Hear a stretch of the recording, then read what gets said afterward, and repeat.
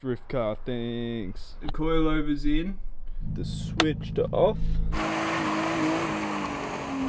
Now I've still got a huge list of things I need to do to this car before it's ready for the drift event in 3 weeks. So in this video we're going to roll the guards to make the wheels fit. We're also going to pull apart the diff and shim it so it's essentially a lock diff. So today we're going to be continuing on with the drift build, and we want to fit these wheels but they hit the guards because we're too low. Pretty simple solution, we just need to roll the guards. Because this little lip here is what's hitting on the tyre whenever I hit any bumps because we're just too low. This is the tool I'm going to be using. Shout out Aaron for letting me borrow it. So one important thing that you got to do is you have to use a heat gun and heat up the paint to give it some flexibility so when you roll it, it doesn't just chip away. Now this is a good time to say this is the second time I've ever done it. Last time I did it was like 5 years ago and it went horribly, so I'm expecting the same. Really the trick to it is just being patient. Take your time, don't try and fold the lip the whole way, and make sure to just keep hitting it with the heat gun and keeping it warm. Alright, so that's gonna have to do for now. Alright, I'm gonna quickly smash out this side because it's starting to get dark, so I'm pretty much just gonna time lapse the whole thing and I'll show you if anything interesting happens. I managed to do this side a lot nicer than I did the other side, not cracking the paint at all. The first side took me about 60 minutes and this side took me about 50 minutes. Now we're gonna do some ghetto shit and we're gonna color match. We're gonna color match with blue, as you can tell, and we're gonna paint just the lip where it's raw metal so that it doesn't rust. Alright, so I went a bit overkill because, you know, drift car doesn't really matter, but we masked up that edge, so now it's ready to just give it a little hose. I don't care about the inside. Didn't get a good clip of it, but I cracked the paint on like half of this side, and that's what we're fixing. I'm gonna end up delaminating tires and destroying this anyway, so it doesn't matter. Let's see if the wheels fit.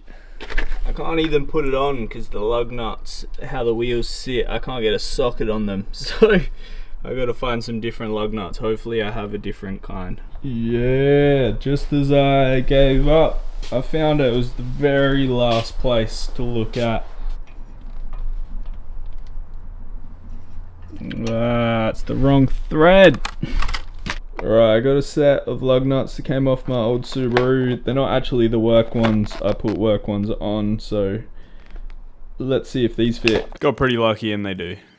It's looking way better than before. And I've got the passenger side on too.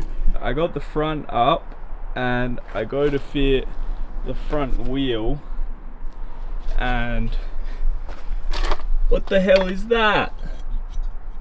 Like the stock ones have heaps of room for it to disappear, but then this one's all flush.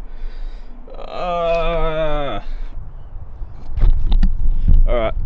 it's a new day and I did some research and I figured out what the hell that little stub is. Yeah, so this bit here is stopping me putting my new wheels on, and its whole purpose is so you don't put the rear wheels on the front. That's it. That's the only reason this thing exists.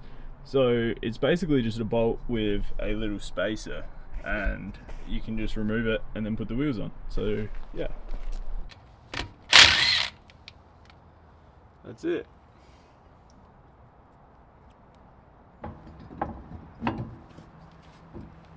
Look, I know they're reps, but I paid $200 for a set with tires. Like, you can't get better than that, and they look good. Yeah, let's go. I thought that stud was going to completely screw me up, but hey, now we can run the whole set. We got the coilovers in, we got the drift switch, and now we got the wheels on. So there are a few things off the list, but we still have a lot more to do, like this. We just picked up this bad boy. So yeah, we got a whole list. We've got about 3 weeks I think now until the Drift A, so I'm gonna smash it out. I'm gonna get everything done and then I'm gonna have so much fun. We have a new diff here. This is an open diff that I found pretty cheap. I bought it for $200, so what we're gonna do is weld it up. I got something pretty special for you guys in this video because We got 2 angles. We got POV. Let's go. We're just trying this shit out. We got a GoPro on the head. We'll see how it goes. But for this video, we're gonna have POV. Fuck, I look like a dickhead with this thing on though. First up, what we want to do is we need to take the ABS module off. It's just these 2 bolts here and there, and then drain it. I don't know if it has fluid in it, but then crack all of them and take the cover off. You should just come out. Yeah, there we go. Whoa. Damn. No! Oh, that's so bad. Oh, fuck. I don't know what to do. Panic. Oh. There's diff fluid running onto the floor. It's cold and wet today, so we got the heater going while we wait for the diff to drain.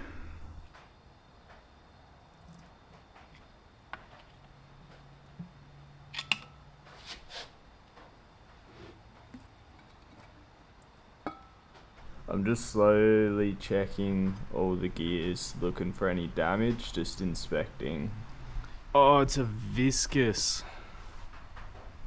It's a fucking viscous LSD. It's not an open diff. Oh, I don't know what that changes everything. I do have shims. Are we shimming it instead of welding it? It's not an open diff, so we can't even weld it, which I was prepared to with the cardboard, the metal, whatever. It's a viscous. I have a drift day in a week. I don't have time to go find another open diff. Luckily, I had already bought shims, so I guess we're gonna give that a go. So because it's a viscous diff, what happens is when it gets hot, it'll become an open diff anyway, which is no good for drifting. So what you can do is put shims in the center and it locks it, basically like a welded diff. So I'm just gonna clean it out so I don't make such a mess when I pull all these pieces out. So now what we wanna do is pull these out.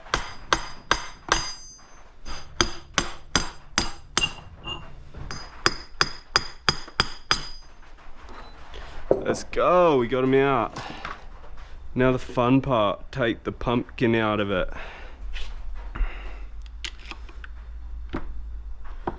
Oh, that moved. Is that all we gotta do? Oh, oh. Oh, Johnny. Stay. Stay. Whoa. Look, the odds of me putting this back together and it working well enough to drift is fucking low. But honestly, we gotta learn. We gotta do this shit the first time. Everyone did it once. I did notice the diff ratio in this is a 3.3, so it was worse than the one that was in there, but at least we can lock this one up. Now this is the center that we're going to pull apart so we can put the shims inside this piece.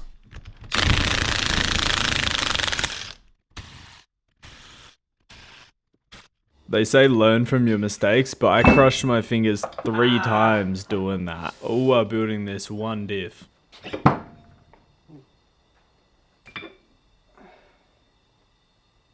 This is where the factory shim sits, and we added an additional 0.8mm shim to that. So now we have all the pieces apart. I sit back and I look and I wonder, how the fuck am I going to put this thing back together? Nah, not really. It was pretty easy once you kind of figure it all out. I put a new shim here at the bottom of the diff when I was putting the center together. I did eventually take that shim out, so we're just running the factory shims with the one additional on the top of the center. So now it's time to put the diff back together. It's just the reverse process, remembering where all the pieces go and using the correct bolts and stub axles and all those bits and pieces in the right order that they came out on the right side, because things are different size and lengths. Now this is a really important step when you're putting the diff back together. Make sure you put both of the stub axles in before you do up all those bolts that hold the gear onto the diff.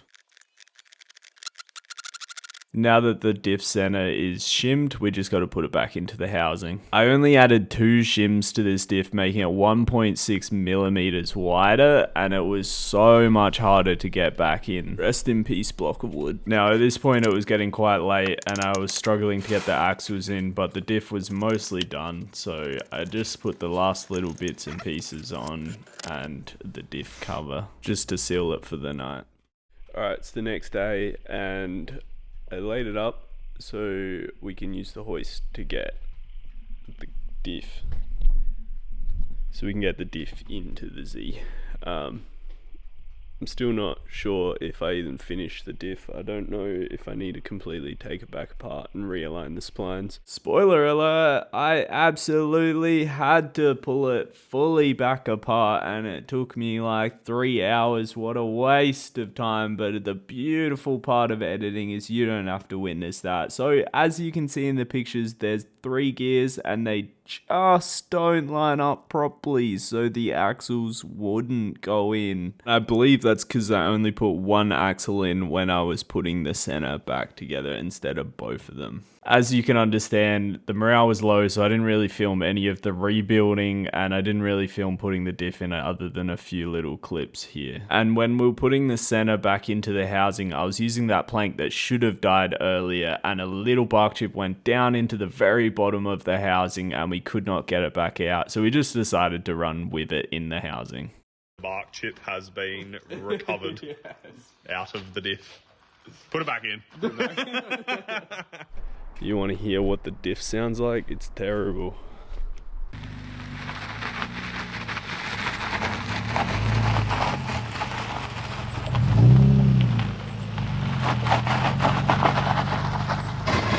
The bloody driveway's getting destroyed by this car. Yeah, the car drives like shit now. The only way I can really describe it is it used to corner at like 60 FPS and now it's cornering at like 15 FPS. It's a bit choppy, if you know what I mean. But can't really tell you how I know, but it drifts really well. Can confirm drifts really well. So pretty excited for Saturday. Just got a lot more to do.